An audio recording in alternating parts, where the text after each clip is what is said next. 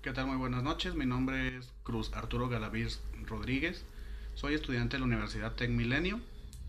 Este video es la evidencia 1 de entrega de la materia de Derecho Procesal del Trabajo impartida por el licenciado Alejandro Rodríguez Mesa. En esta primera evidencia vamos a hablar sobre las características, etapas, competencia y autoridades del Derecho Procesal del Trabajo. Iniciaremos con una parte fundamental que es saber la diferencia entre un proceso y un procedimiento. El proceso son todas aquellas etapas que se deben seguir para lograr una finalidad. Los procesos pueden ir cambiando conforme avanza y cambia el proyecto. Se puede decir que un proceso es dinámico. Por su parte, un procedimiento es una secuencia de pasos fijos. En este caso, tiene una finalidad específica y por lo tanto no pueden ni deben de ser cambiados. Dentro del ámbito del derecho, el proceso es lo mismo que un juicio. En cambio, el procedimiento serían todas las diligencias y formalidades necesarias para llevar a cabo un juicio. Viéndolo de una manera un poco más práctica, más entendible, el proceso es como cuando se desea hacer un pastel. El proceso involucraría desde ir a comprar los ingredientes, preparar la mezcla, hornearlo, decorarlo, servirlo e inclusive hasta comerlo. En cuanto al procedimiento, el procedimiento serían los pasos necesarios para hacer solamente la mezcla, son pasos fijos que no se pueden cambiar. Adentrándonos en el ámbito del derecho laboral, ¿por qué se dice que pertenece al derecho público? Pertenece al derecho público ya que tiene como fin regular una función jurisdiccional, una función pública, es decir, que atiende el interés social de la paz mediante la función pública de administración de justicia, en este caso es la justicia laboral. Es un derecho que no tiene por finalidad regular de forma directa las divergencias de los particulares, sino los intereses generales de una sociedad en particular. Es una disciplina autónoma, ya que por la especialidad de sus instituciones y de sus principios procesales, no es dependiente de otras disciplinas, por ejemplo, de disciplinas mercantil, penal o civil. Es decir, no se encuentra subordinada ni conceptual ni prácticamente a ningún área del derecho. Otro ejemplo de una rama del derecho público puede ser el derecho constitucional, el cual rige la convivencia, derechos y libertades básicas de los ciudadanos. ¿Qué principios rigen el procedimiento laboral o el derecho laboral? Eh, Iniciando tenemos la igualdad de las partes. El principio de igualdad es básicamente el mismo que menciona el artículo 16 de la Constitución Política de los Estados Unidos Mexicanos, el cual nos indica que todos los mexicanos, hombres y mujeres, somos iguales ante la ley. La oralidad es otro de los principios.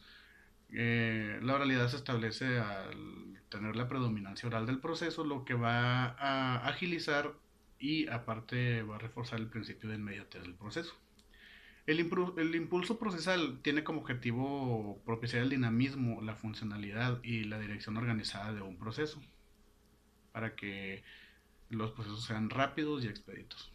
La suplencia de la queja o suplencia de la demanda quiere decir que si la Junta encuentra en algún momento un error o alguna omisión de prestaciones de las cuales tiene derecho el trabajador que interpone la demanda, eh, tiene la obligación de considerar las pretensiones para incluirlas y a las cuales debe dar respuesta el demandado en su contestación. Es decir, o sea, es una suplencia de la queja. En esta suplencia, la Junta va a actuar en beneficio del trabajador cuando omita algún derecho que esté demandando. La gratuidad indica que la administración de justicia siempre debe ser y realizarse en forma gratuita sin que se cobren costes judiciales. La carga de la prueba se define como el hecho de la obligación procesal de demostrar los hechos. Quien tiene la carga de la prueba es quien ha de demostrar el incumplimiento de la ley. ¿Cuáles son los tipos de conflicto en materia laboral y quién interviene en ellos? Existen conflictos individuales y colectivos de trabajo, en los cuales básicamente la diferencia va a estribar en que el individual afecta solo a derechos personales, es decir, la intervención de las autoridades siempre va a beneficiar solamente al individuo que ha solicitado la demanda. En el caso de los conflictos colectivos, las resoluciones que se dictan para garantizar el derecho involucrado, estas van a afectar a todos los trabajadores que ejercitan la acción y estos trabajadores van a formar siempre parte de un gremio o de un grupo. Un conflicto laboral no va a surgir siempre de la nada, va a surgir de la desorganización o de un problema de gestión o malentendidos. que siempre son síntomas de que algo va mal con la empresa, o sea, son malentendidos entre jefes y subordinados. El tema más usual del conflicto en una empresa es el de ausentismo injustificado de los trabajadores o las llegadas tarde también. Suele ocurrir que el empresario intenta buscar soluciones para disminuir el ausentismo o las faltas, pero esas soluciones no siempre son las ideales o pueden ser hasta equivocadas en dado caso, lo que provoca que los trabajadores se sientan vulnerados en sus derechos e interpongan un,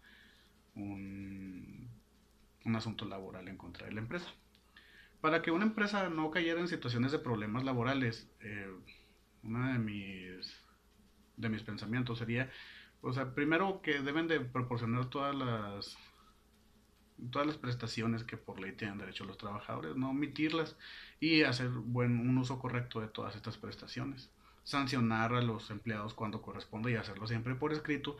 Y sobre todo tener bien claras las obligaciones de los trabajadores para prevenir situaciones como ausentismo o llegadas tarde.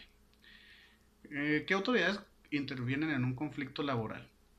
En este caso, las autoridades facultadas para intervenir en un conflicto es dentro de su competencia la Junta Local de Conciliación y Arbitraje.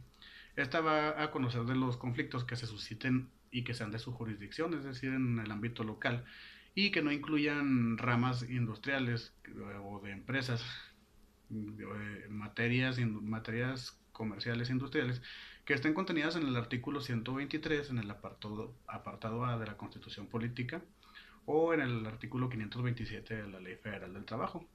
Entre estos podemos mencionar la industria textil, la industria eléctrica, cinematográfica, petroquímica, entre algunas otras, que de estas va a tener conocimiento la Junta Federal de Conciliación y Arbitraje. ¿En qué momento intervienen las juntas? Pues es fácil, estas juntas intervienen en el momento en el que el trabajador interpone una demanda al sentir que le fueron vulnerados algunos de sus derechos y su función termina siempre cuando existe una resolución del proceso, es decir, cuando existe un convenio o un acuerdo o un laudo entre las partes, es decir, cuando termina el proceso laboral. Por mi parte es todo, hasta aquí termina la evidencia de entrega y les agradezco mucho haber escuchado y su atención en este video. Muchas gracias.